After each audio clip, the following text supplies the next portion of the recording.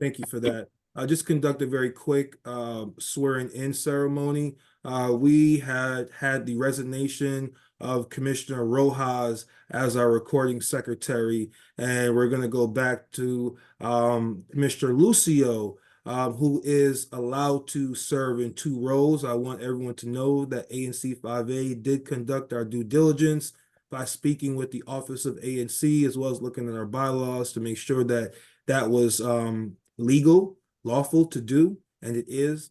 And so now we are joined by Kathy Williams from the Office of ANC.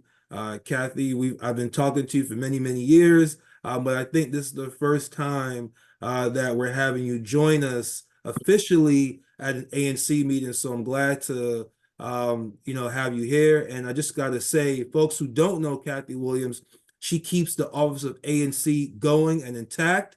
So I have, amongst others, but I gotta give a little kudos. So I want to just turn the floor over to you, Kathy Williams, so we can conduct this election. Thank you.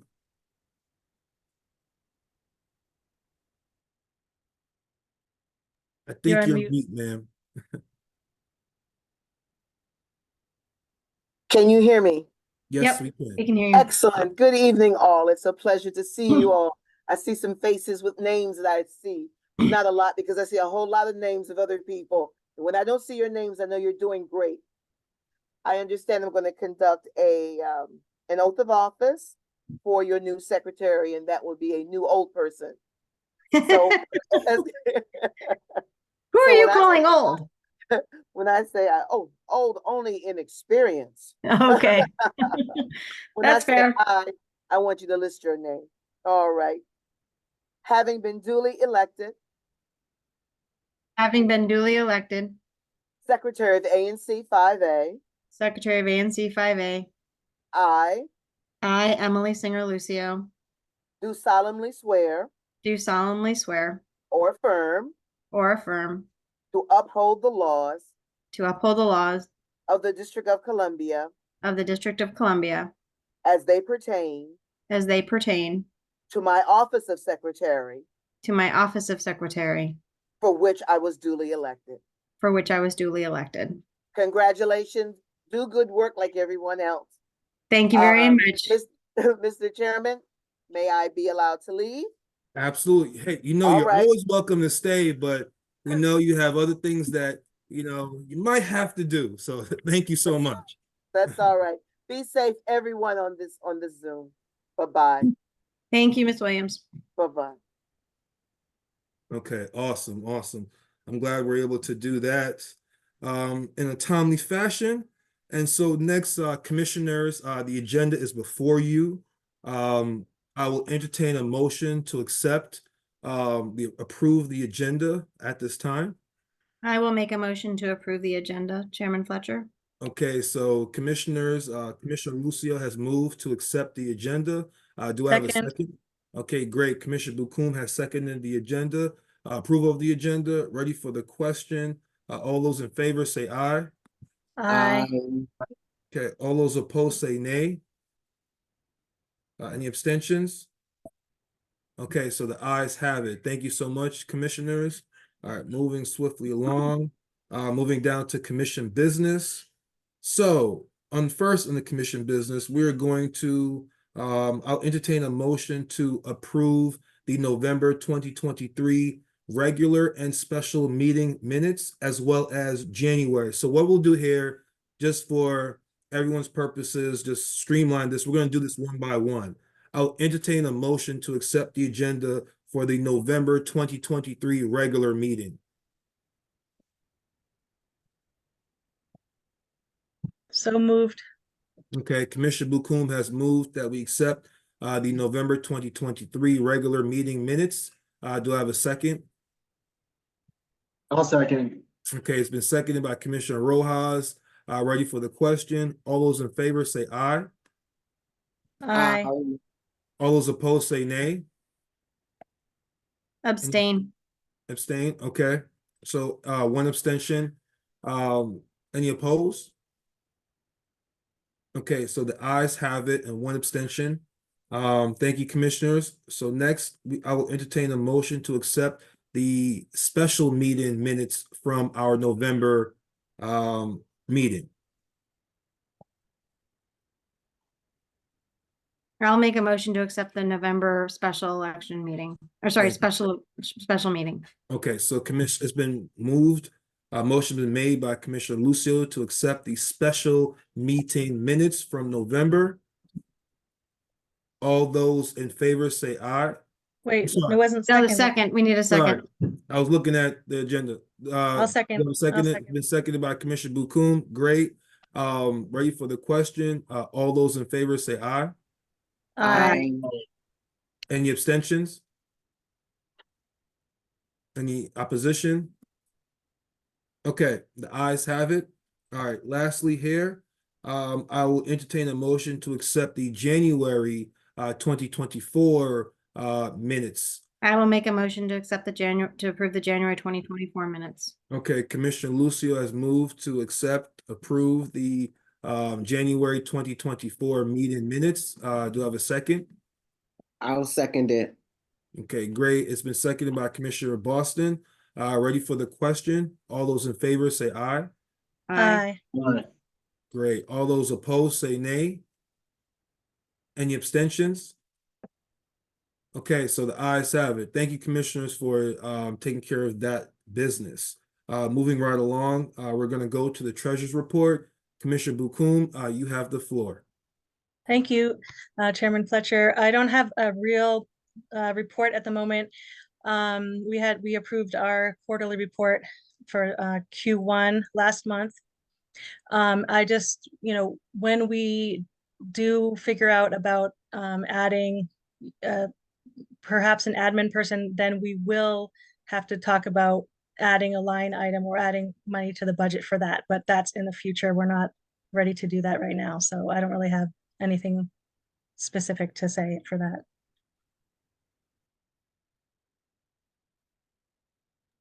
You're on mute. Yeah, at least once a meeting.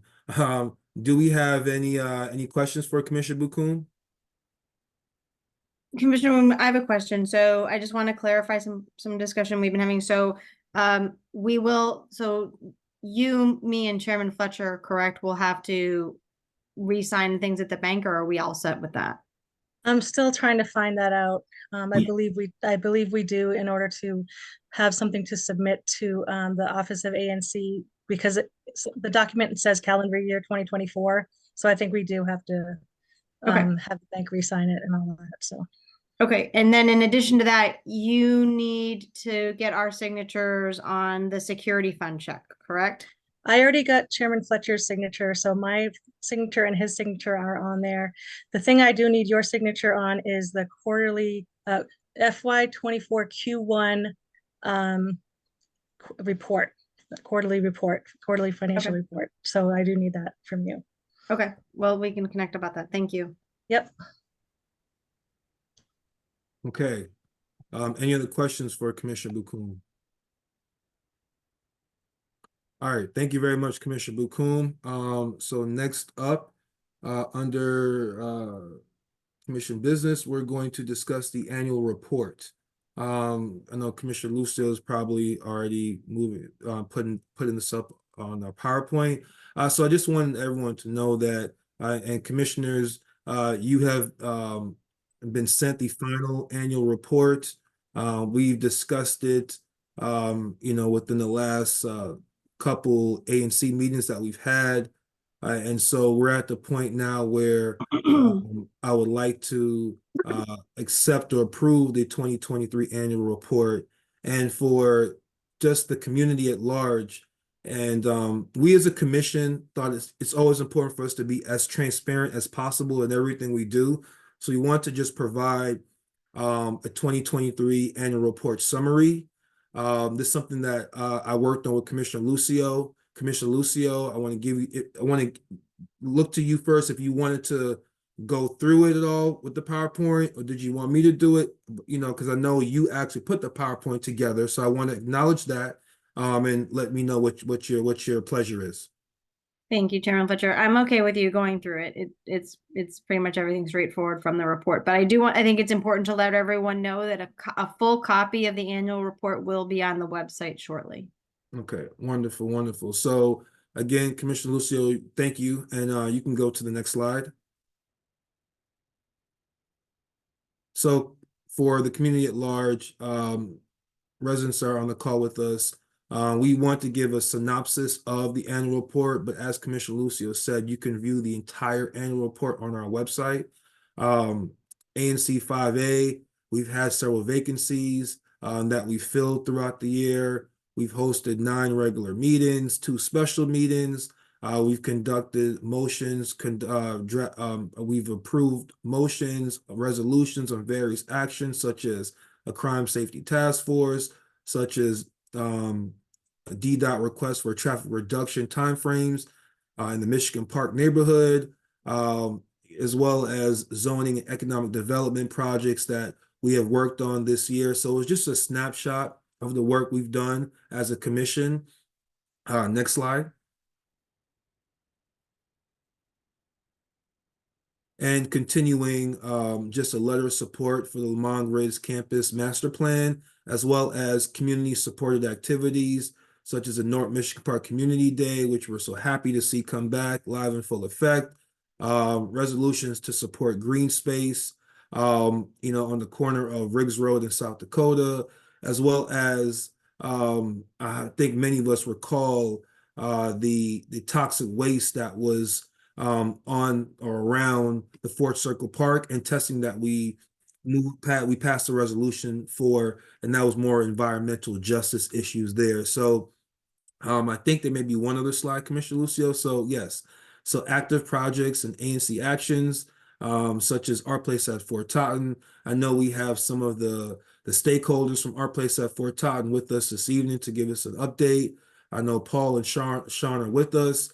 Armed Forces Retirement Home Development, the Catholic Charities, Joseph Kennedy Institution Redevelopment, Washington Yu Ying, and Washington Latin and 5805. So again, this shows just a synopsis, a snapshot of our work, things that we've done within the 2022-2023 year.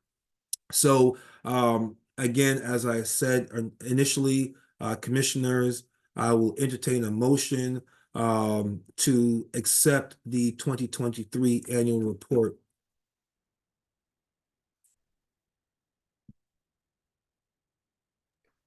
So moved. Okay, so I'll second. great. So Commissioner Bukum has made a motion to accept the 2023 annual report. It's been seconded by Commissioner Lucio. All those ready for the question? All those in favor say aye. Aye. Okay, any opposition? Any abstentions? All right, great. The ayes have it. Thank you, all commissioners. We can finally say that we have our 2023 annual report completed. I appreciate everyone's work on this. So moving right along, still down to Public Safety Committee, Commissioner Cozart. I just want to give the floor to you if there's any updates around the Public Safety Committee. Good evening, commissioners. There are no major updates regarding public safety this month. The mayor has held various briefings and conferences regarding public safety, as well as the council, and I've been keeping up with the notes from those. Our next point of action is to engage Councilmember Parker's office to find out what exactly we can do as a community, and working with the council member's office, given the new legislation and briefings that have been coming out since the beginning of the year. My goal is to have a more robust update at our March meeting. Okay. Thank you, Commissioner Kozar. And just to add to that, just for the community, I know Commissioner Kozar has been joining the public safety calls from Councilmember Parker's office. There's been a push to have to coordinate public safety committees, not just in Ward 5, but across the city as well. So I put Commissioner Kozar in contact with the individuals, other ANC commissioners that are looking to have a more comprehensive public safety committee conversation. And then lastly, we took action last meeting around the permanent police camera in front of the McDonald's, as well as a resolution to increase the lighting of the alleyways in and around the McDonald's surrounding area. So both of those resolutions have been sent to NPD as well and DDOT, because that's where it really needs to go to. And so I just want the community to know that we are not sitting on things. We're moving things forward. And so we're going to provide accountability and updates regarding both of those resolutions in the coming months. Any questions about that before we continue on with the agenda? Chairman Fletcher, I have a question. Sure, Commissioner Lucio. Commissioner Kozart, I'm assuming you were on the public safety call today. The Ward 5 call today? I was not on the call today. Okay, so during that call, one of the guests was the community engagement coordinator. It's ACT. I forget what it's CAC something. I forget what it stands for, from the 5th district. And she shared a significant amount of information about how active their group is. It's a group of community members with MPD that meet monthly. And I inquired about the one for 40 because I know one exists for 40 or for the 4th district. And Chairman Parker or Councilmember Parker shared, and I think this is absolutely spot on, that there is one. The likelihood is since the majority of their area is in Ward 4, they have not done a lot of outreach and engagement with us in Ward 5 in PSA 405. And so if I'm happy to give the name of the person, I have her email, phone number, and name. But I would love it if we could engage with her and get her to start more regular meetings, including this section of the 4th district, if that would be okay with you. Absolutely, that's a great idea, and will certainly move us in the right direction. So I appreciate that. I agree. Okay, I will get you that information. Or maybe what I'll do is I'll send her an email and copy you on it or something of that nature, if that's okay. Okay, thank you. Yeah, great suggestion. I'm glad you said that. And then please copy me as well, just for my situation awareness. Thank you.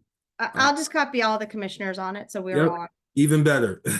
Even better. Yep, that's fine. All right, thank you so much. Okay, so next up, we're doing well so far. Let's keep the momentum going. Faith United Church of Christ agreement update. So what I want the community to know at this time is that the hypothermia shelter that was being housed on the location of Faith United Church, on the property of Faith United Church of Christ, they will be ending their hypothermia shelter site on March 8th. Okay, Enrique Cobham, always want to acknowledge you as well. Thank you for giving me the contact information for DHS. And so blame it on my head, not the heart, that I didn't include you on the email today. But in the email communication with DHS, Anthony Newman did confirm that the site would be closed as of March 8th. So that's what I'm letting the entire community know. And not only that community, I also made it clear to Anthony Newman and to all others that the next time you look to potentially bring something such as this into ANC 5A, let's make sure that we engage the community in the beginning of the process, before the process has even got going. That way it could mitigate some of the issues that we had this time. And Anthony Newman responded unequivocally saying that DHS has changed their entire rolling out process based upon the lessons learned this time around. So I want to thank the entire community for making DHS aware that, hey, if you come into ANC 5A, you can't just come in and do whatever you want. you have to engage with ANC 5A, North Michigan Park, all aspects of our community holistically. So I just want everyone to know that's where we are. So we don't need to go any further with any agreements or anything of that nature because this issue is now moot. It will be done in 2 weeks or less. And so if anyone has any questions or comments, please, the floor is yours at this time, if there are any.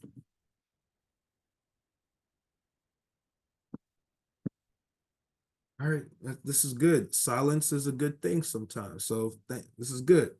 All right, so next up, we're going to go to commission action items. First up is the BZA application for property located at 243 Hawaii Avenue. This is with Miss Muriel Wilkins and Jennifer Verbeek. I don't want to mess it. Verbeek. Okay, my apologies. And so, if commissioners, at least, I know you recall from our last meeting, Miss Wilkins and Miss Verbeek both came on to just explain their process, what they've been doing for about over a year now, trying to get approval with BZA to conduct certain renovations on their property. And also I want everyone to know that we still currently have a vacancy at ANC 5807. And so typically the traditions of ANC is that you go before your single member district, you meet with your 200 footers and you get the support of your 200 footers. But being absent of or having a void position in ANC 5807 has left Miss Wilkins in a very precarious situation. But I have to say that her and her husband and just the entire team have worked very assiduously all year long. They went out, they knocked on doors, they made phone calls, and not only that, but they were able to produce several letters of 200 footers showing their support of the renovations through their BZA application. So I just want to, before I entertain a motion, I want to just give Ms. Wilkins, Ms. Verbeek, an opportunity just to say a couple words because we may have one or two new residents on the call, or just so the commissioners can just hear from you one last time, anything you want to say, and then we could take it from there. So Ms. Wilkins, you have the floor, ma'am. If there's anything you would like to say at this time, just to give you some ideas, what actually you've done between last meeting and this meeting, just so others can know. I know, but just so others can know. Sure. So, and Jennifer, pipe in if you need to. So based on the meeting that we had last time, for those of you who were on the call last month, last time we did present 2 letters of support for the project, but we were asked to present more support for the project. We had sent out letters to all of the 200 footers and received no objections. But that had those initial 2 letters. We were able to produce more letters, which we sent to Chairman Fletcher. We also have one of the neighbors, Jocelyn Delgado, on the call today. Great. In case there needs to be verbal support. So I'm very thankful for her to do so. We did go knock on doors. Quite frankly, I was a little concerned about doing that. As you know, I don't know about you, but I don't necessarily open up doors if I don't know who's standing outside. But we abided by Chairman Fletcher's recommendations to do that. And so as of now, our hope is that we can pass this through so that we can go to BZA with the proper commentary from the ANC. Jennifer, am I missing anything there? Nope, that was excellent. I'm happy to run through any of the photos that we shared last time, if that's helpful. And then I also have one minor correction for the ANC 5A. I believe we're ANC 5806. And it's also vacant. So I think that's sort of a moot point. Okay. But still, the accuracy is important. So thank you. What is the BZA application number again? Can you just? Yes, I have that open here. Commissioners, I'm okay but do any of you need to see any part of the presentation? Okay, It's 21070. 21070. And the main renovation, just so you can say it, what are you looking to do? So it's an interior renovation to convert an existing duplex into a two-family flat. We'll have one apartment that is the first floor and the basement, and then the second story will be a second apartment. There's no additions to the property. There's no work really on the exterior. It's all interior. Yeah. No Okay. changes And to we should footprint. add that the residents prior to us purchasing it was already being used in that manner. We just wanted to do it in a legal way, and have now run into this delay for a year. Yeah, I'm gonna say my comments till hopefully after, understood there. So with that information, commissioners, I would entertain a motion to approve, to support the BZA application 21070 for interior renovations for 243 Hawaii Avenue. I'll second it. I need someone to make the motion. I I'll can't. make the motion for 243 Hawaii Avenue BZA application to do the interior to turn into its flats. Okay. Seconded. Okay, great. So Commissioner Boston has made a motion for BZ application 21070. That motion has been seconded by Commissioner Bukum. Commissioners ready for the question? All those in favor say aye. Aye. Okay, all those opposed say nay. Any abstentions? Okay, so the ayes have it. I'm very happy that we're able to cross this finish line. Ms. Jocelyn, thank you for joining. I didn't have to say anything, but we appreciate your presence. It shows that even more the efforts that Ms. Wilkins and Jennifer, the entire team have made towards this. And I gotta say, I'm so sorry that you had to go through this for a year. I can't, nothing I could say right now could make up for that, but at least we're at a place now where you can move forward. And so that's what, we wanted to do, move forward the right way so no one could question anything. So tomorrow, I will send out a letter of support. I will send it to Jennifer. I'll send it to you, Jennifer, to both of you. And then from there, you should be good to go. And just contact me if you need anything else once I send that letter. That letter will be public on our website as well, just so you know, because it's a resolution. Right. Thank you so much. to everyone. Wonderful. Thank you Absolutely. for your Thank you. time. Thank you. Okay. So moving right along, Catholic University of America, letter of support. Commissioner Rojas, I want to give you the floor. Thanks, Chairman Fletcher. Yep, so in the November meeting of 2023, Catholic University came on and presented a PowerPoint or presentation on their plans to go before the zoning hearing next month in March. And this is regarding their modular housing. So they're going to add, I believe it's 125 students is what it's going to accommodate for additional housing on campus. And this is already approved on the master plan. And so they're just simply seeking an amendment for it. And so the Catholic University team is on today. And they just want to give a quick recap. I know we answered some questions last time in regards to any traffic concerns, things like that. But overall, I'm in support of this. I think it's a great measure to add student housing on campus.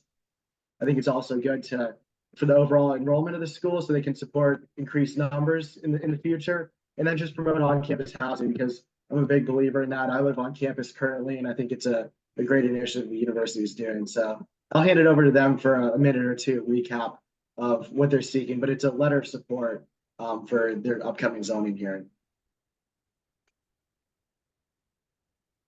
Yes, thank you, Commissioner Rojas, and thank you, Chairman Fletcher, and the rest of the commissioners for considering a letter of support for our project to build some modular housing units at Catholic University.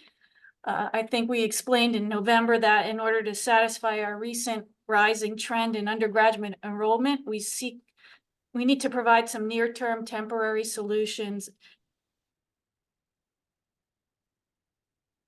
So we're seeking further processing approval under the terms of our 2012 campus plan. I can answer any more questions, but it will provide housing for approximately 125 students. There isn't any parking or traffic impacts. We've gotten that reviewed by our traffic consultant and DDOT already. I don't know what else to say, but we really look forward to having your support. Our zoning meeting is next month, but next month on March 7th, next Thursday. Yeah, time is really going, right? It's like even with that, aren't we in a leap year too? We got extra Yes. day. It feels like it's Yes.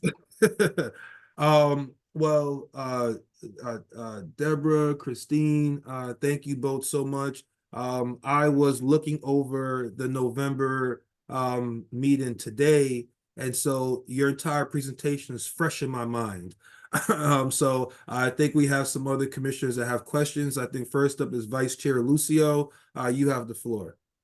Thank you, Chairman Fletcher. I'm not sure whether you should say vice chair or vice chair and secretary. I know. Look, Anyway. hey, look. You got multiple hats, right? I'm just kidding. It's just a joke. Anyway, thank you so much. And I am also in support of this project. I just wanted to ask really quickly, do you have this construction time frame yet? And do you have I'm assuming that you're going to work within the parameters. I know you said that there was going to be no traffic or parking issues, but I'm assuming you'll work within the city's parameters in terms of noise control, in terms of the construction.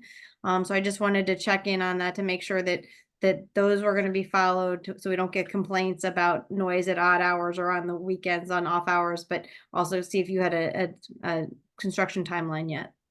Yes, We don't expect to need to work outside of any of the district regulations in terms of timeframes. We as long as the permitting process goes smoothly, we expect to start some of the underground utility work on site in May and in the spring. And then the units themselves are fabricated off-site in the factory, and then they get pulled in to campus as they can be offloaded in the late summer, early fall timeframe. It probably takes 2 weeks or so for them to offload the units onto their foundations and then do some work on campus in terms of putting their porches and ramps and stairs on the units. And we expect that we can have students living there the first thing in the spring semester of 2025. So January 2025, we hope to have them open for occupancy. Thank you. That's helpful. I have to say, I do remember when the other modular units used to be there, and there was this big, like a lot of the students liked them, but the administration didn't like them. And so it was very surprising to me to see them coming back as opposed to building the other dorms that they had planned to build over by Opus. So very surprising. Well, we do still plan to do that, but because of the current market and financial conditions not being so favorable for the permanent construction to move forward, we are looking to this interim solution to help ease the overcrowding with the growing enrollment this year and what we're expecting next year and beyond. Great, thank you. Okay, any other questions? Okay, so commissioners, I will entertain a motion for a letter of support for Catholic University for their temporary housing development. I will make a motion to support this project. I'll second that motion. So let's be a little more specific, Commissioner Lucio, in the motion. So I'll make a motion to support Catholic University of America's modular housing plan to be implemented later this year. Okay.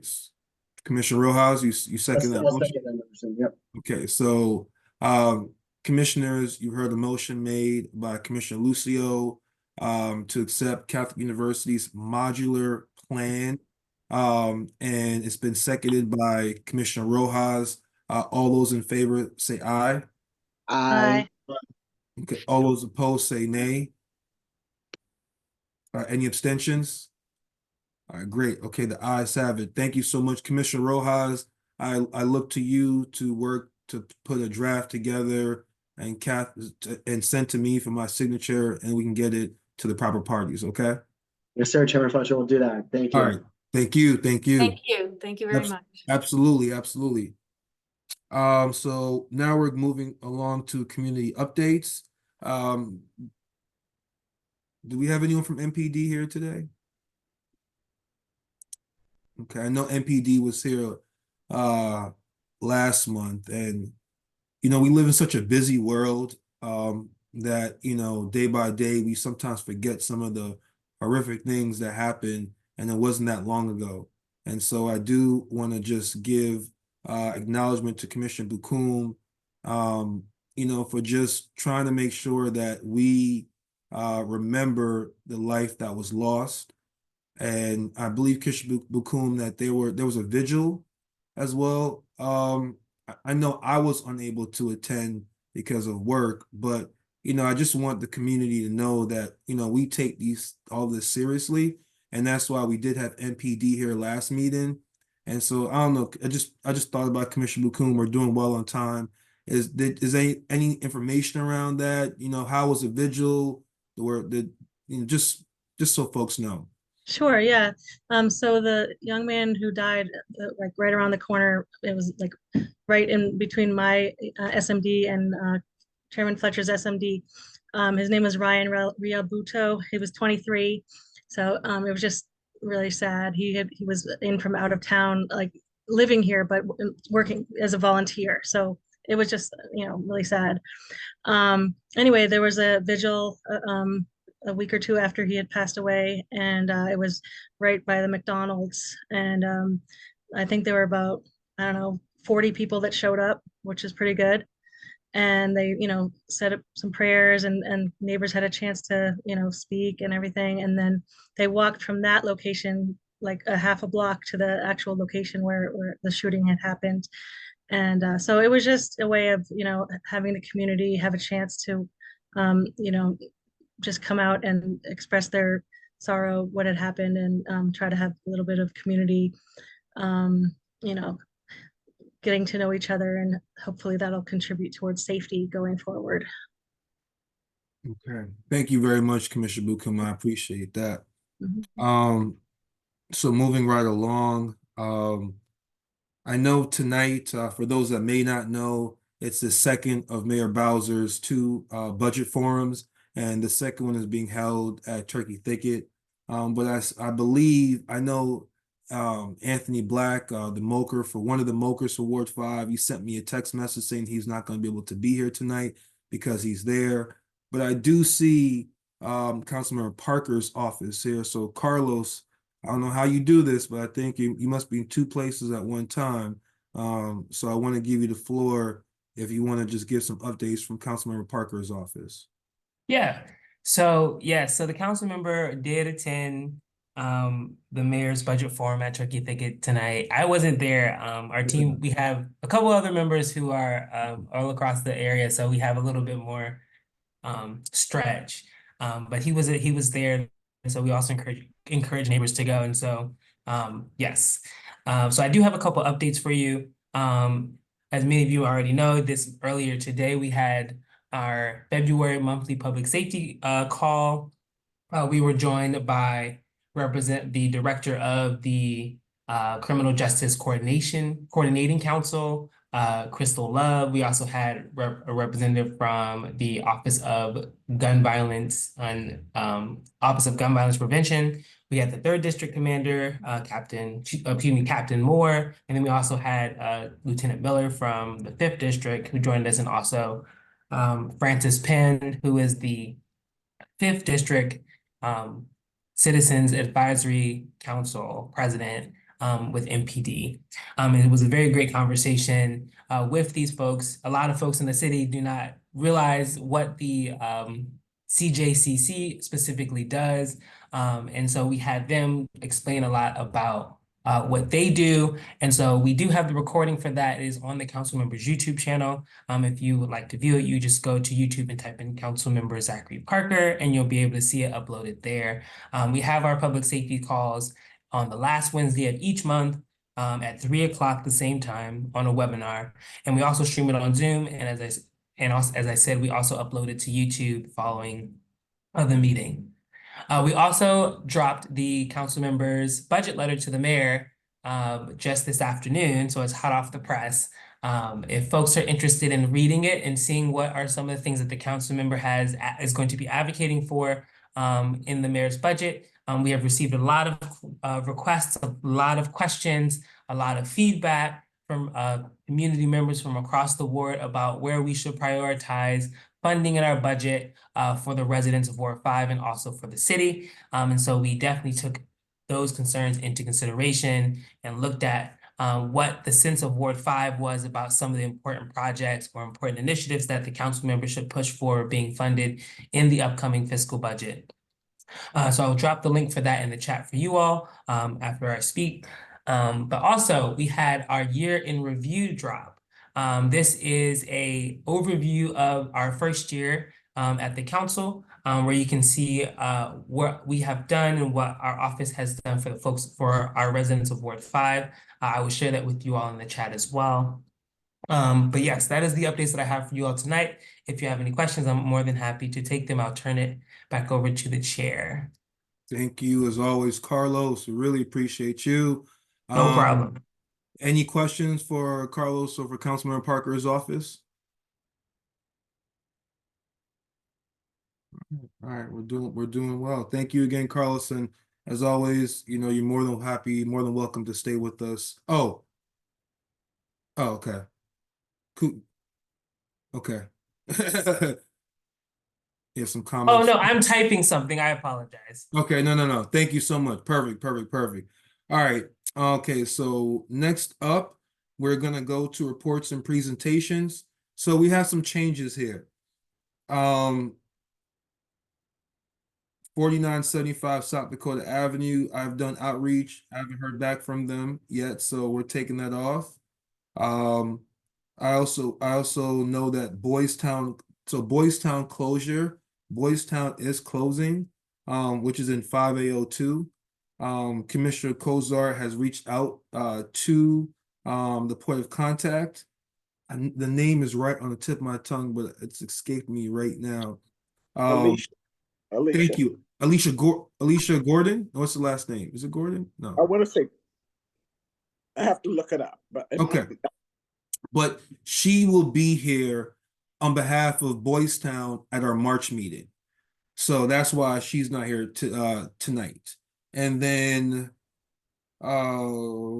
UDC presentation, Commissioner Malone, is that presentation still happening? I don't. Yes, Chairman. I believe I see Ms. Gray on the Okay, great. call. So Chairman, I'm sorry, Chairman Fletcher, can we go back to the Boys Town thing real quick, please? Sure, hold on. I heard, okay, Alicia so Hamlet I Gordon. heard Alicia Gordon, right? Alicia Hamlet Gordon. Okay, so I was right. Okay. Thank you for the Hamlet Gordon, though. That's it. So Commissioner Lucio, yes. I want to make sure there was no one else that was speaking. I want to make sure I heard everyone. So it was just. Hi, Chairman. This is Juanita Gray. I was speaking. President Eddington is actually waiting to be let in to the meeting. Okay. Okay, perfect. So what we'll do is, okay, I want to go, I want to recognize Commissioner Lucio, and then I want to go in the order that we have here. It has our place at Fort Totten, 5A09. So that's what we'll do. So I'm going to hear from Commissioner Lucio, then we'll go to Commissioner Bukum for our place at Fort Totten, and then we'll go to President Eglinton at UDC presentation. So Commissioner Lucio, you're first. Thank you, Chairman Fletcher. I am very concerned about this, and I was the one who actually pushed to get this on the agenda. I'm sorry they're not here tonight. I'm very glad to hear that they will be here in March. This is a big piece of land. I think that we need to make sure that we are involved from the very beginning to ensure that what comes into that property fits in with this neighborhood. The last thing any of us want is some huge development that the neighbors aren't happy with. And so being that this is a big property, I want to make sure that they're letting us know what their thoughts are, what they're planning to do. Are they just selling it on the open market? What are they planning to do? They've got St. Anselm's right next to them. I would sort of be curious to know when they come if they have reached out to St. Anselm's at all to see if that's a possibility, if St. Anselm's is interested in expanding onto that lot. So, it sort of maintains the same character. But I think all those are questions we need to ask, and we need to make sure we get an update as quickly as possible, because I don't want this property sold to a developer out from under us without us being involved in the process. So thank you. And I don't see anybody in the waiting room, Ms. Gray, so I don't know what the story is, but there's no one in the waiting room. I just double checked. Okay, let me resend him the link then. Thank you. Okay, great. Thank you, Commissioner Lucio, and all that for the record. Look forward to having him here next month. So next, I want to turn the floor to Commissioner Bakun. You have the floor. Thank you. So we have Paul Tummins and Sean Cahill who are here representing Art Place, and either one of them would be welcome to speak. Can they go on camera? Sure. This is Paul Tummins, and if someone could give me, I can share my screen. Rights. Yes, I can do that. Just one second. Great. Thank you, Commissioner Lucio. And can you please send me your presentation when Sure. you're finished? Thank you.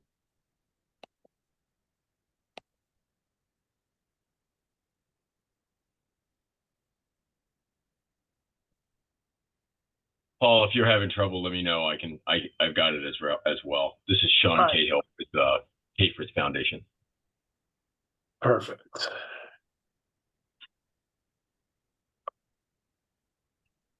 Sean, why don't you pull that up? It's disabled. Host disabled participant screen sharing. And that's what I'm getting. Let's see. I haven't given you screen sharing. I gave Yeah, Paul. I'm sorry. Yeah, if you could give it to Sean, that'd be great. Thank you.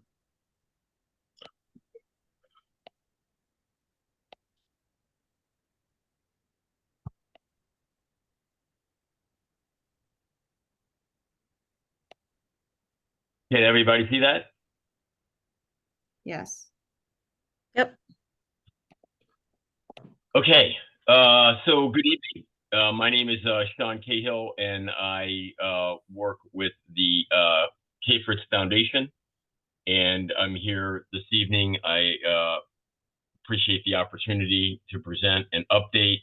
What you see in front of you is a sheet that we presented to the Zoning Commission late in 2023 when we went back and asked for a sequencing of the project. So first, let me say that the Hayford Foundation obviously have been landowners here for many, many years, generational owners. They are not merchant builders, meaning they are not looking to develop and sell.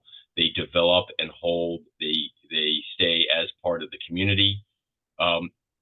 What you see on the screen right now is the second phase of potentially 4 phases of redevelopment of the properties that are there along South Dakota Avenue, from Galloway Street to Kennedy Street, and then the property that sits up against Food and Friends. So the second phase really got caught in the pandemic during its design and its approval process, permitting process. We then went out to bid, awarded that bid, started construction. While we were spending the foundation's equity, we were out for financing. Financing, obviously, in 2022 and 2023 was extremely difficult, and it still is. That is why the foundation went back to the commission and asked if we could sequence the project so that we could deliver those leases that we had signed for those spaces. So what you're seeing in front of you is this dotted line represents the garage that is underground. There are 2 levels of below grade garage. They have been constructed, and the entrance off of Kennedy Street is the entrance that would be operational. The first sequence of this construction is the Aldi grocery store and the Kid Museum. Again, that's because we have lease obligations to deliver those to the users. And so that's what we did. You'll see that, as you can see, if you're near the site or viewing the site at all, the Aldi store is substantially complete, and we turned that over to Aldi on April 1st. So literally in about 35 days.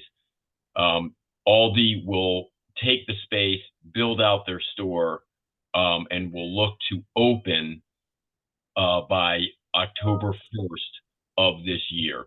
They may have some soft openings, meaning they may open the store for certain days, certain hours to the community. They will be holding a series of hiring fairs with either within the store itself. We would give them space within the Modern, or we are looking at also doing those job fairs at the library across the street. That will be up and coming as we get that information. Sheila will share that with you so that it's out for the community.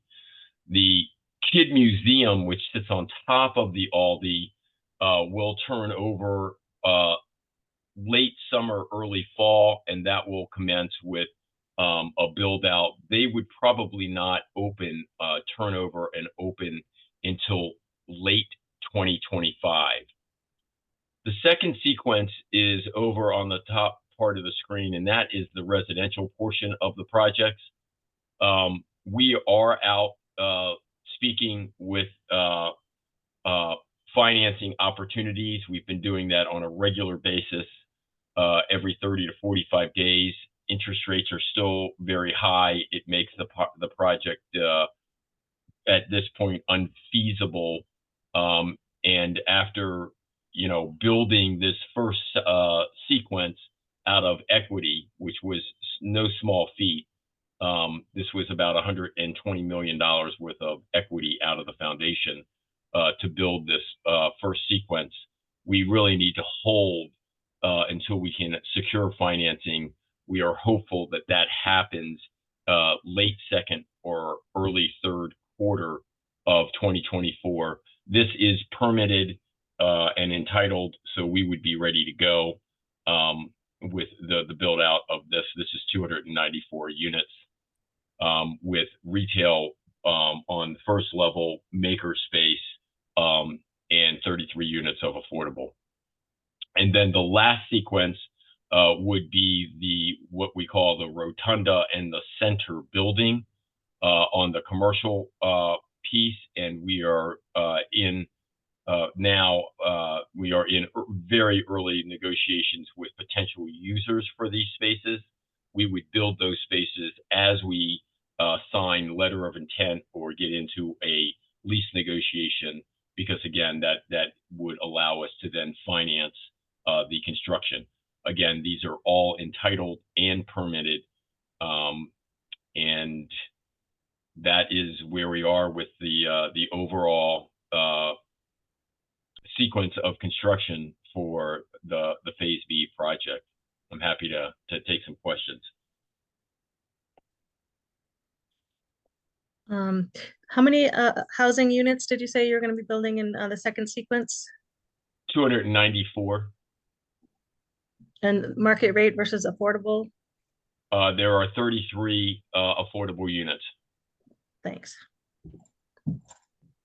And do we know who the tenants are going to be in the third phase?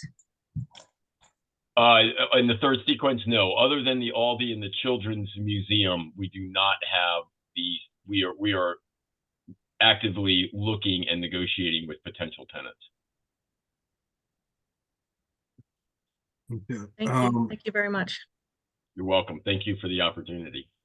The chair recognizes Commissioner Lucio, and then we have, any other commissioners have questions? Okay, then we're gonna go to Ms. Uchenna Evans and then Mr. Charles Lockett. Thank you, Chairman Edwards. Thank you, Mr. Cahill, for that presentation. I appreciate the update. That's very helpful to know. I know the biggest question on most everybody's mind is about the retail. I know you said you're still actively seeking. Can you give us any indication of what types of stores you're reaching out to, things you're thinking about bringing in at all? So the retail for the larger spaces would be, we would be looking at, we were looking and we're very close with a live performance theater that would run kind of the gambit of live performances from ballet to live music to live art. And then the rotunda space was, we were looking, if you'll recall, we were under lease with Meow Wolf, which is an immersive art installation. That lease during the pandemic went to the wayside. Meow Wolf obviously struggled terribly during that pandemic time, but we are still looking for that type of immersive art venue for the space. That's what it's kind of designed for. That's what we're structured for the parking. So we want to try and keep in that vein of retail use.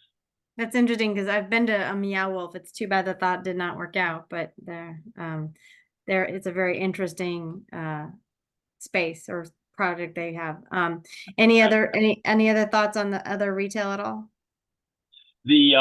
Well, the inline retail, I will tell you that not specific to this phase B, but phase A retail, there are a number of letters of intent and 3 leases that are out for signature. And so those are food service leases, and I think that the neighborhood will hopefully enjoy what we're going to be bringing there. Great, thank you. All right, thank you. I see you, Uchenna. You have the floor. Hi, good evening, everyone. So Sean, that was actually my question. I know at the end of 2023 or maybe beginning of this year, you all did share information about folks who were looking out for building A. And I was just curious if you had an update about that, but it sounds like perhaps you all do have signed leases now. We're getting ready to sign leases. We had Uchenna, if you recall, we had a local group, a brewery that was scheduled. They actually went away. They felt like that they couldn't, because of the economics and getting loans, they couldn't secure the space and be successful. We went back to them and we have worked out a deal, which we're very happy to have with them, and they have the final lease in their hand, and I think that is an eminent. So we're trying to keep all of these groups that we've been working with moving forward. We understand, good retail begets good retail, and that the community does really want, the choices that you deserve, and that's what we're working to bring to the neighborhood. Right, and you mentioned, so there was a restaurant and also ice cream shop. So those are the places you still have in mind. Okay, thank you. Yep. And then also, so I remember you also said you all were re-examining the food hall concept and trying to just make sure you weren't stretching things with Riverdale and making sure they were on secure footing and re-examining the food hall concept for this neighborhood. Do you have an update on that? Yeah, it's a good question, Uchenna. I think that what we're seeing is that the food halls around the country are are really suffering post-pandemic. So it was an idea during the pandemic where they really ballooned, and you've seen a number of them open up, in Northwest over near um, GW and along K Street, and all of them are suffering. And so what we are rethinking whether it makes sense to do a food hall as large as what we were originally planning, which was a lot. It was over 20,000 feet. And B, would we be better served to bring in specific chefs and restaurants and invest in it that way for the neighborhood. So we're still evaluating that. I would say right now it's a very low chance of us coming out with a large food hall concept, and we wouldn't do anything until we had a user for this center block that would sit above that food hall area. Okay, and last question is, I just lost it. I will email you. I don't remember my last question. Thank you. You're welcome. Thank you. Thank you. Okay, and next up, we have Charles, former commissioner. Before you speak, Charles, I saw that there were some questions being posed in the chat as well. So Paul or Sean, if you're able to answer any of the chat questions that could help us move along, just suggestion. But Charles, you have the floor. Okay, can you hear me? Yes, we can. Yes, sir. Okay, how you doing this evening? I've been here since 1975. When you started this development, how many years ago? 15, 16 years ago? It may have been. I think that we delivered. Phase A in 2017. But I think to Mr. Lockett's question, like the original plans, ideas were 2006. This has been a long time coming, but I think also like the K-Fritz Foundation has been sticking with this through through a long time, through many a global pandemic, couple of recessions. When I sat in some of the meetings there, I was left with the impression in the first section that was going up, there was going to be some type of foods there, a market or a sit-down restaurant or something at that time. And when I left out on the meeting about 2 weeks ago, we were standing with some officials and we looked directly across the street, and you still have a whole lot of buildings there, or a whole lot of them are vacant. A whole lot of vacant. Got a a weightlifting place there, but all the rest of them places are vacant. So I kept hearing so many times that we were going to have different supermarkets, but now we're pretty sure the supermarkets you just mentioned will be coming there. Is that correct? That is correct. The supermarket, we turn that space over in about 30, 35 days. Okay. Now, I asked one of the officials we were talking at the meeting a couple of weeks ago because of the crime we're having in this community. And I asked him if they could ask the developer if he could squeeze just 400 square feet to put police in there, and the police will be protection for your facility as well for the community. And that's a decision y'all would have to make, but it would be deeply appreciated for the community because all the crime we have, just as the murder that happened a couple months ago, to the community. You're bringing a new development to the community. And if I'm not mistaken, it was Bushington, the pharmacy there was robbed, and other people been robbed coming off of the metro there. But if you have the police officers close by, 400 square feet with a bathroom, I think it would help the development as well as the community. Thank you very much. Thank you, Mr. Lockett. It's a great idea.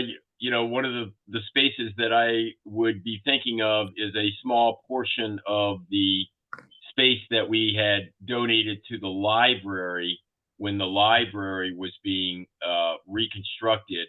They were working out of the Phase A. So we have space there, and we would be happy to speak with anybody about doing that for police. In terms of the parking lot, the parking lot will open when, this is in the chat, the parking lot will open when the Aldi opens. So not until October would we open to the general public. And one thing I'll say, just a point of personal privilege before we go and identify the rest of the residents have questions.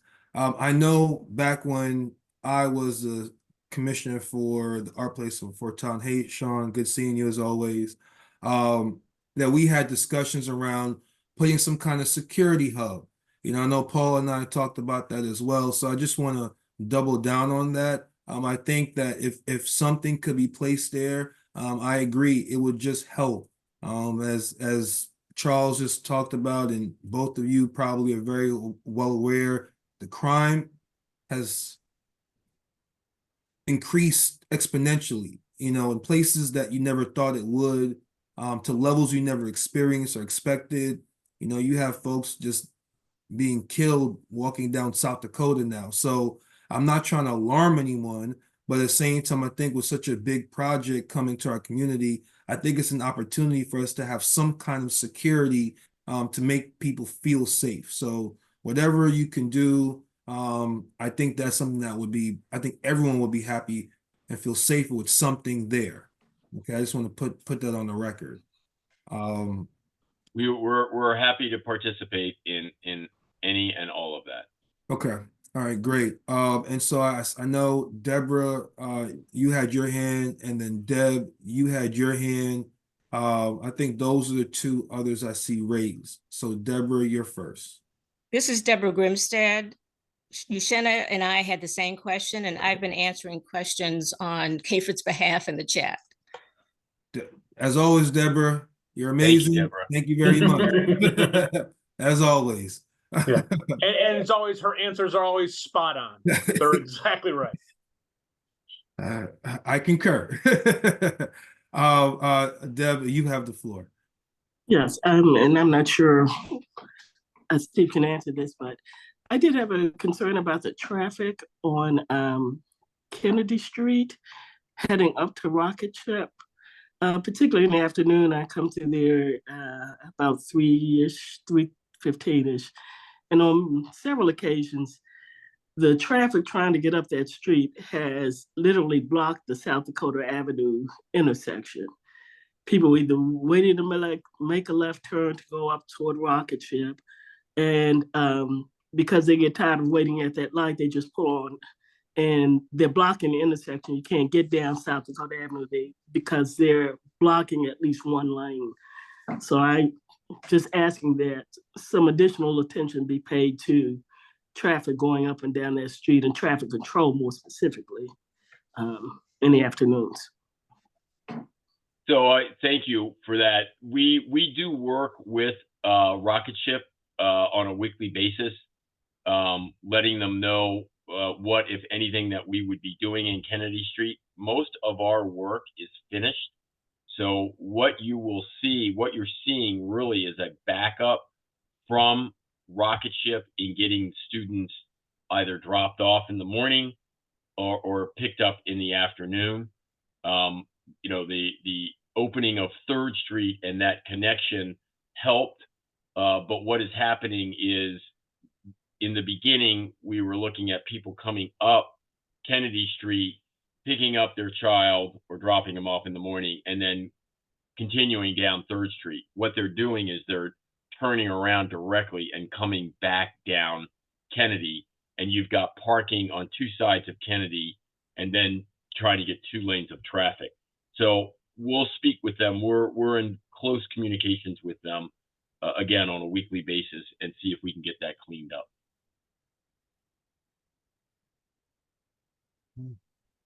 Awesome. Any other questions in the chat that need to be answered?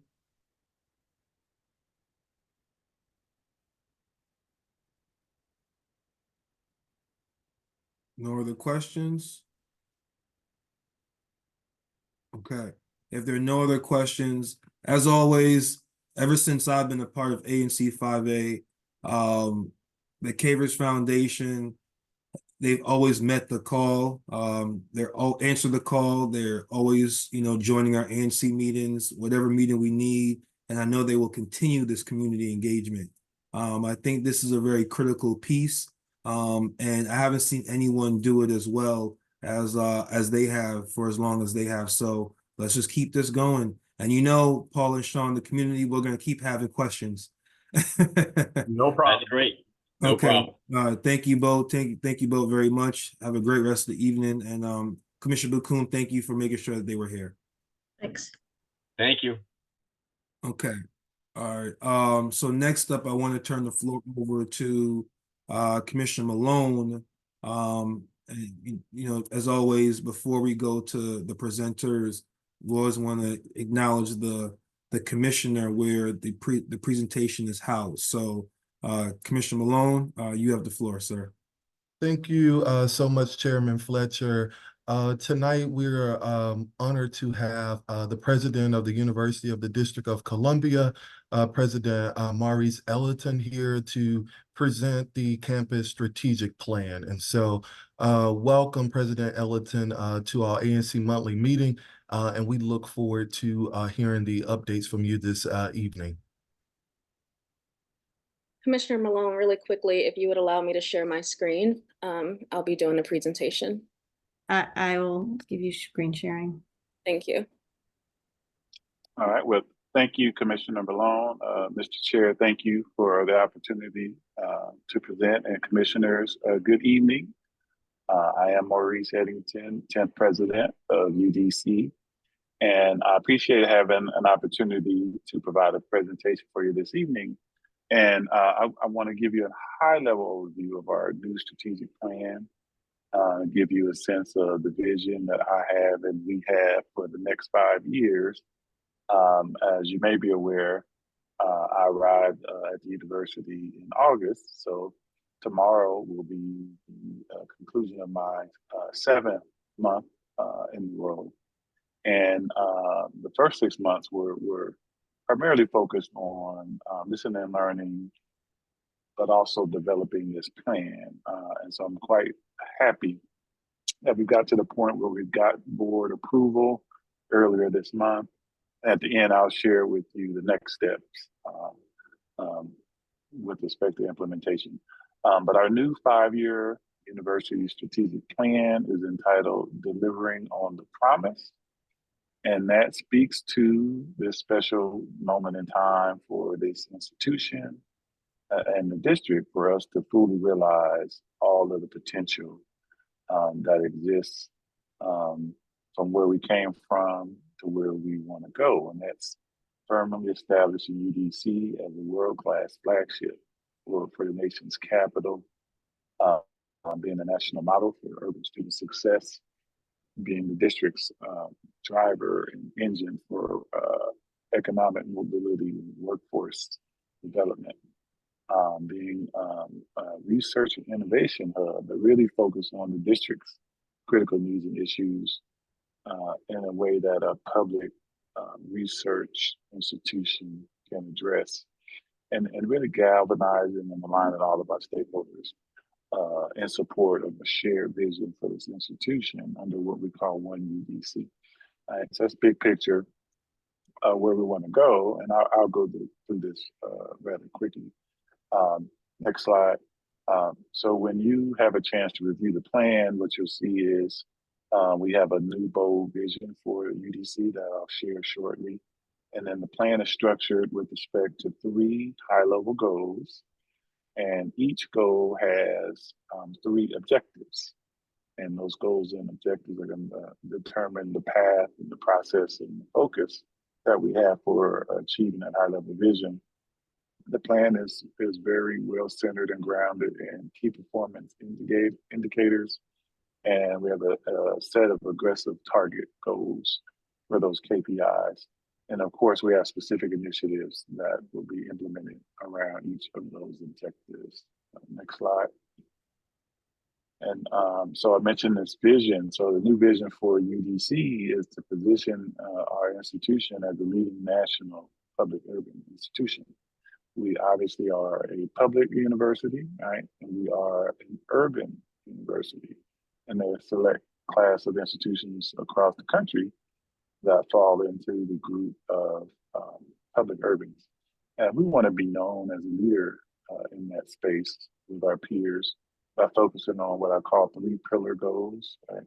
1, by demonstrating excellence in student achievement. 2, having strong alignment with the workforce needs of our city and our region.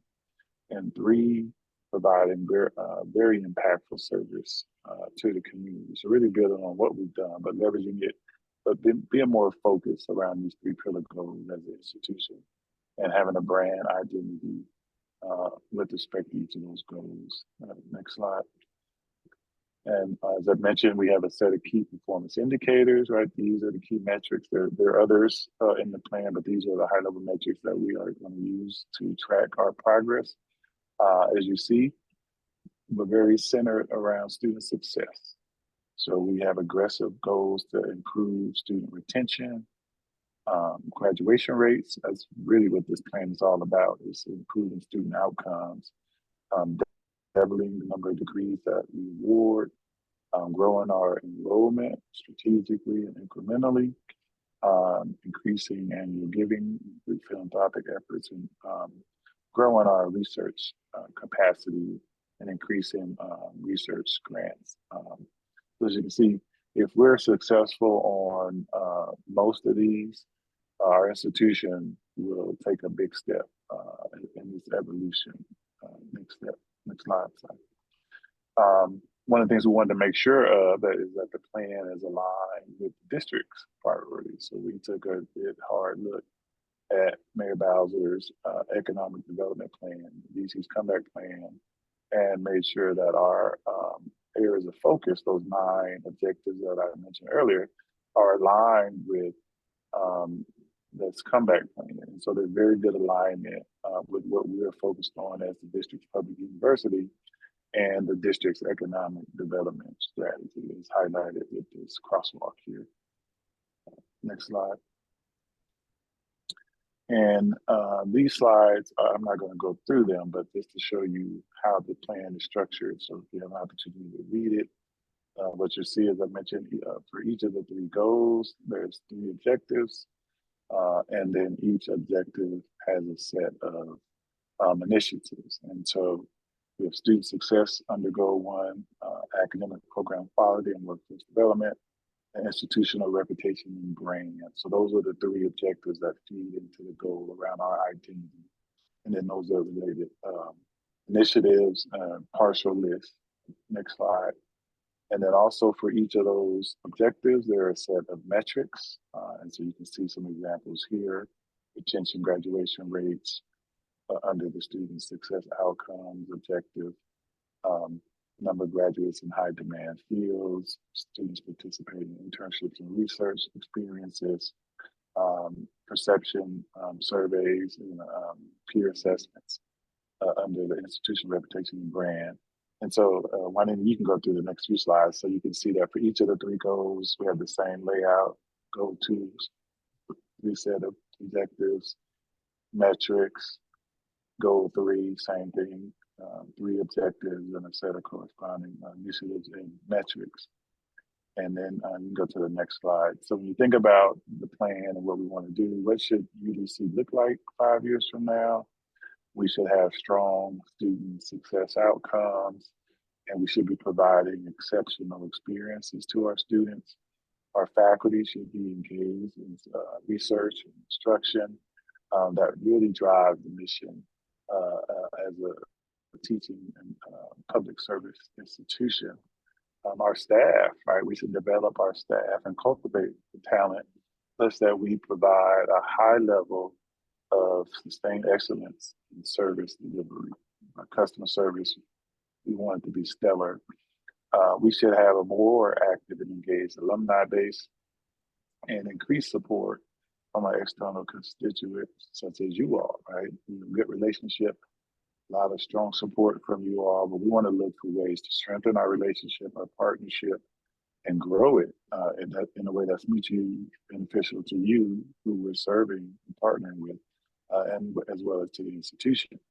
And then lastly, when you think about institutional performance overall, right, we should be performing at a higher level with respect to all of our target goals and peer institutions. So we're going to do a lot of benchmarking against peer institutions, peer publics, peer HBCUs, peer public urbans, and use the benchmarking as a measure of how well we're doing. We should be, as I said earlier, the district's workforce and economic mobility engine. And our reputation and brand should be elevated through the successful implementation of the strategic plan.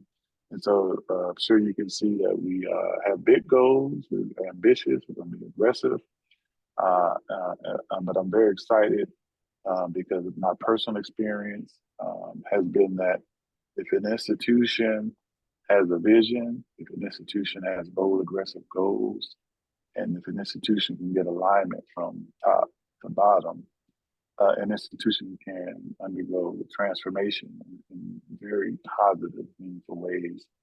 And that's what we're focused on doing here at UDC. Then last slide is we are making the plan available to the public for 60 days. Our board approved the plan earlier this month, and it's all available on our website. And you can see the web address there, but you can just Google UDC Strategic Plan if you want to find it. And then we set up an email account so that we can receive feedback. And so we're going to monitor the feedback over the next 60 days and then try to look for ways to incorporate it either into the plan itself, or there's a separate set of implementation plans that are going to support those initiatives. And so many of the suggestions will probably be incorporated to shape the implementation to support this. So I'll pause there, Mr. Chair. And again, thank you all for the opportunity. I'd be happy to address any questions that you may have. Yeah, thank you very much, President Eglinton. I know that you've been probably working very tirelessly on the strategic plan. And I know that part of this plan includes the HBCU public service program that just recently got launched, right? And so I'm very well aware of that program as an HBCU alum myself. I'm really glad to see that UDC and Howard are part of that. Now, I'm not going to hold it against you that you're a good alpha man. I'm a good kappa man, so I'm not going to hold that one against you. I was wondering about all that red blinding me. Crimson. I'm sorry, yes, crimson. Much, There we much go. respect. Much respect. Just mess around, Mr. President. We got some hands. I want to start with our Commissioner Malone. This is in your single member district. You have the floor, sir.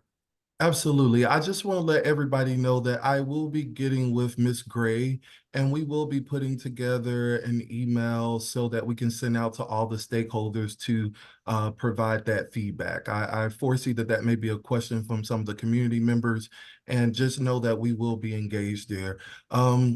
And the other point I want to make here tonight is to say thank you so much, President Ellington, for your leadership. Since you have arrived here in Washington, you have really led with the community in mind, meeting with stakeholders all across the district and really bringing that sense of community and taking the university to the next level. And I just want to say here, in front of all of our stakeholders in the community, we are just so grateful to have you here in Washington leading UDC, and I just look forward to all the great things that's going to happen under your leadership. Well, thank you, sir. I appreciate that. Well stated. Thank you for those words, Commissioner Malone. I see Uchenna, you have the floor, and then Charles, you're next. Hi, good evening, President Eddington and Ms. Gray. Good to see you all again. So my question is, of course, about the community college. And I did listen to the oversight hearing that was just yesterday, and I'm still struck by how it seems like the community college is a bit of an afterthought. I didn't see much mention or discussion of the community college. It still seems like sort of out of sight, out of mind. And so I just, I'm going to keep repeating this. I do think that, it should be very much at the forefront. I mean, you all are growing the community college program. The campus plan was just approved.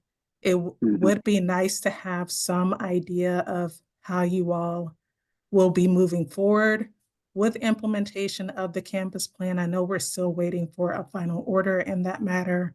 But I just always like to just stress how much, this is a big deal for not just the neighborhood, but for the city as well. And I would like to see some renewed, like very clear focus, targeted attention on the community college and the campus itself, which does house a food hub, which is technically not part of the community college, but that food hub needs attention. No, thank you for that. And I'll share some feedback, kind of give you some insight, and we can of course dive into this later. One thing, at the performance oversight hearing, the questions really drove the discussion, right? So most of the questions were centered around event-ness programs, right? That's what you saw in the public space, right? But when you think about our plan and our focus and our vision, I'll call you back to that vision statement that I shared earlier. And I said we have 3 pillar goals. 1 is excellence in student achievement. 2 is strong alignment with local workforce needs, right? I'll just use those 2 to kind of respond to your question. So when we look at the community college, it's front and center, in the center of who we want to be long term. The reason why that 2nd pillar goal is strong alignment with local workforce needs is speaking to the vision that we have for the community college.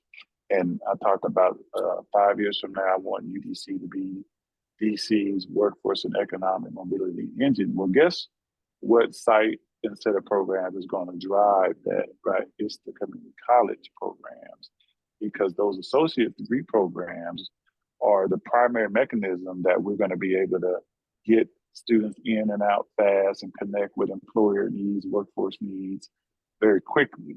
And when you talk about economic mobility, the associate's degree program is where we have an opportunity to have the greatest impact on altering the economic mobility of DC residents. And so while it may not be obvious to you today, what I hope that will show you soon as we start breaking out the plans is that you'll start to see for yourself that the community college is very pivotal to the future, that the vision that I have and that we have and our board has. And that's why that says workforce needs, right? You don't usually see the term workforce used in a university setting, right? Universities don't talk about workforce needs, right? Community colleges talk about workforce needs. And I'm saying that to highlight the role and the importance of our community college site. So there are lots of things that we're going to do with strengthening the programs, having tighter relationships between the degree programs and the business needs, the market needs. And then also that first pillar, student achievement, I'm gonna go a little deeper. When you think about what we need to do to be in alignment with our peers with respect to student outcomes, where we're not in alignment is at the community college. And so our budget requests that we got going through the queue now is a significant request for money to help build out a student success infrastructure. Half of those dollars are targeted for the community college, right? 50-50, because we see the opportunity there to strengthen our academic support infrastructure so that students there have the same level of success as students on the Van Ness campus. So I hear you loud and clear. I hear you, just trust me. And I just will let you know that we're going to work so that you and our constituents can see as we begin to disseminate the work plans and communicate, that you see that is a high priority for us. I mean, it's no less of a priority than this Van Ness campus or any other component of the institution. Thank you. I'll follow up with an email. Thank you. I appreciate it. All right, thank you. Okay, Charles, you have the floor. Can you hear me? Yes, we can. All right. Good evening, Mr. President. How are you today? I'm doing well, sir. How are you? For an old man, I'm okay. 70 years old. Okay. All right. For 5 years, I was looking forward to coming to the urban garden up there for 5 years. And each time I asked, it'll be opening, it'll be opening, it'll be opening, it'll be opening. You were growing fish there, that you can make meals on Fridays for the senior citizens and free with the fresh produce. And Saturday morning, people come in there from out of the community to get fresh grown produce right here in their own community. But it's been 5 years, and I'm about to call the senior citizen police on you, on the UDC, if they don't get this thing open for the community. Thank you. Okay, no, thank you for that. I don't have an answer for you today, but I promise you we will follow up and get some more information on that. And I asked Juanita to make sure that we follow up and get some clarity on that for you, sir. Thank you very much. And enjoy Washington, D.C. Thank you. Appreciate it. Okay, any other questions for President Eglinton? All right, well, President, as always, I think like you said, tomorrow you'll be on the job 7 months, and you've already made time to be with us. This is your second time. Yeah. So, and just one thing, just to know about ANC 5A, we love for you to come back as Juanita knows. We're very much a very tight-knit community that likes information, that likes to know things firsthand. We have a very committed two civic associations as well, and many dedicated community members. So we just really appreciate you taking some time this evening, and enjoy the rest of your night. And thank you so much, and continue to, just make UDC greater and greater. Thank you. I appreciate it. And thanks for your time, everyone. Appreciate you all. Absolutely. Thank you. Okay. All right. Take care. Absolutely. Okay, commissioners. The time is 8:25. Before we adjourn, because we've done well on time this evening, for the last minute or two, I wanted to see if there's any community comments. I see you, Chenna. I see you have your hand raised. I see Deborah, you have your hand raised as well. So I want to make sure I recognize and give you both an opportunity, starting with you, Chenna.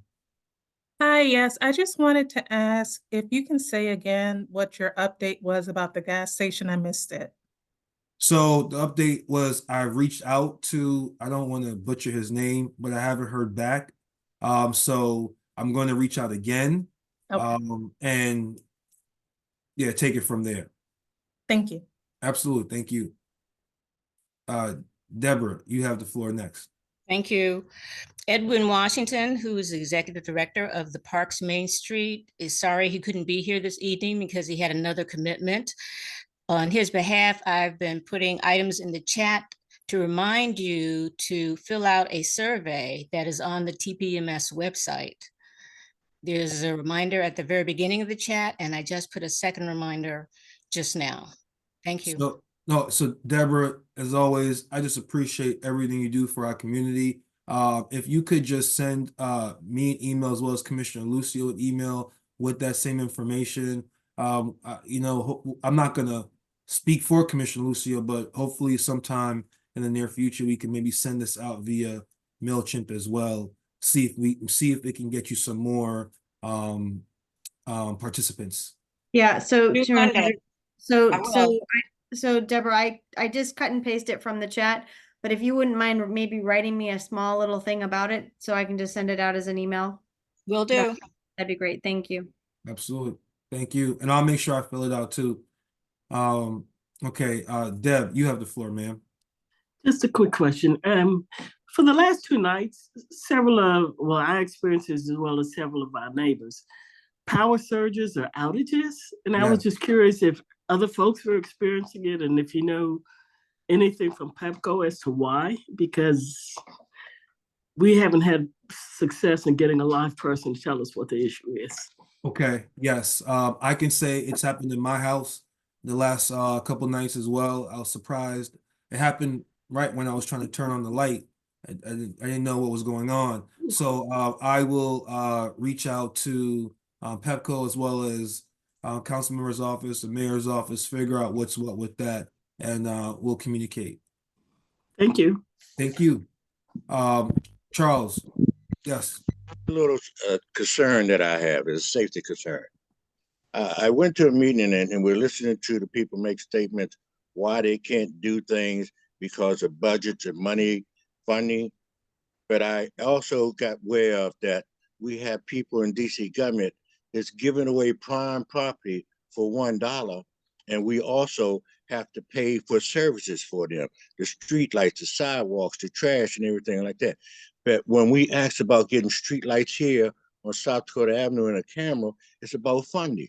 So what is it that the government can't have those individuals giving them cheap prices to put money into our communities and make it safe for us? That's all I have to say. Well, words heard. I'll say that, words heard. You're speaking things that resonate with me and probably many others as well. I'll say, just different fundings. It's not an excuse, but I just know it's just different funding streams. And so we got to keep advocating as a community for the things we need. So I know regarding what you're probably referring to as Providence Hospital. And so Commissioner Lucio has been staying on top of that situation. There hasn't been much movement regarding it since discussions happened last year, right, Commissioner Lucio? So that's correct, Chairman Fletcher. So the current status of that situation is it's still being held up by the Attorney General for the proposed sale price. What I can tell you is that both the owners of Providence Hospital and the potential developers, EYA, are beginning to get very frustrated with how long this is taking. And there is the real potential that this whole thing could fall apart. That is not just spoken words. That is a real potential that this could fall apart if the Attorney General's office does not figure this out quickly. So I don't know what's going to happen. I've been in touch with them. I've been trying to figure out what's going on from the Attorney General's office, but there is that potential. And so hopefully they will come to a decision soon about that. It's just not EYA. There are other developers. And when we sit in the meetings with them and they're trying to develop something, they ask us, what would you like to put into our community? And majority of the time, we're looking for playgrounds. We need to talk about safety, lights, cameras, and things like that that'll make it easy for you to go to these playgrounds. But I'm not hearing anything like that. I don't think everybody's on the same page. Sorry if I sound bodacious, but I apologize. No, you don't. No, you don't. Well, no. Yeah, go ahead, Chairman Commissioner. Yeah, so Mr. Lockett, I will share with you that both of the developments, all three developments in my single member district, we made sure they included playgrounds. So the EYA development from Michigan Park has a playground. The 801 Buchanan Street townhomes will have a playground, and the Providence project is slated to have a playground, assuming it goes through. Again, we're asking for playgrounds. Our problem for the last 2 to 3 years has been safety. So what I'm going to say there is, again, Charles, you're right. It has been safety. It's got to continue being safety amongst other things. I would like for you to speak with Commissioner Cozart, who's handling our public safety committee, just so he can hear some of your concerns, Charles, because, I know you're a wealth of knowledge. So, and I know you understand, and safety is a big thing for you and others. So, I'm going to connect the both of you, and that way you both can talk, and we could figure out some things that we can do as we keep safety at the forefront of our minds. Okay. Next, I see former Commissioner Washington. I see Lorenz Wheatley, and the last person will be Uchenna Evans. Deborah, I think you have your hand raised from before. I just want to make sure, because I don't want you to think I'm not calling you or recognizing you. Okay, so we'll start with former Commissioner Sandy Washington. Good evening, everyone.